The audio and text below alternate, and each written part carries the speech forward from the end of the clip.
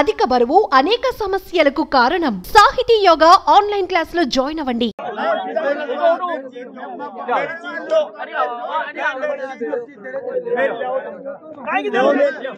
ఓ కొడుకు చనిపోయిన తన తల్లి చేతిపై పడుకొని తనకు కూడా అంత్యక్రియలు చేయాలని పట్టుబట్టాడు. అయితే అది తన తల్లిపై ప్రేమ కాదు, అతను అంత మంచి కొడుకు కూడా కాదు. తల్లి బంగారు నగల్లో తనకు వాటా కావాలని తల్లి చేతిపై పడుకున్నాడు ఆ కొడుకు. నగలివ్వకపోతే చితిపై తన తల్లి మృతదేహంతో పాటు తనను కూడా కాల్ చేయాలంటూ పట్టుబట్టాడు.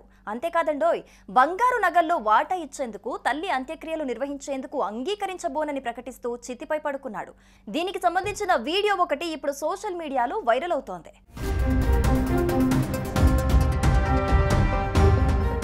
తల్లి నగలలో వాటా కావాలని అంత్యక్రియలు ఆపాడు చిన్న కొడుకు. లేకపోతే తల్లితో పాటు తనను చితిలో కాల్చివేయండి అంటూ చితిపై పడుకొని బీభత్సం సృష్టించాడు చిన్న కొడుకు.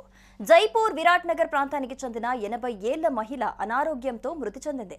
ఇప్పటి వరకు ఆమె బాధ్యతలు చూసుకున్నాడు పెద్ద కొడుకు. అయితే ఆమె శరీరంపై ఉన్న వెండి గాజులు, ఇతర బంగారు ఆభరణాలు పెద్ద కొడుక్కి అప్పగించారు కుటుంబ సభ్యులు.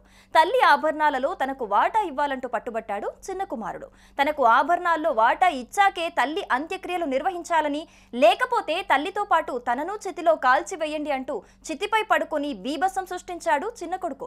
చివరకు ఆభరణాలు అతడికి ఇవ్వటంతో తల్లికి అంత్యక్రియలు నిర్వహించాడు పెద్ద కొడుకు. మరి ఇలాంటి కొడుకులపై మీరేమనుకుంటున్నారు? కమెంట్స్ రూపంలో మాకు తెలియజేయండి.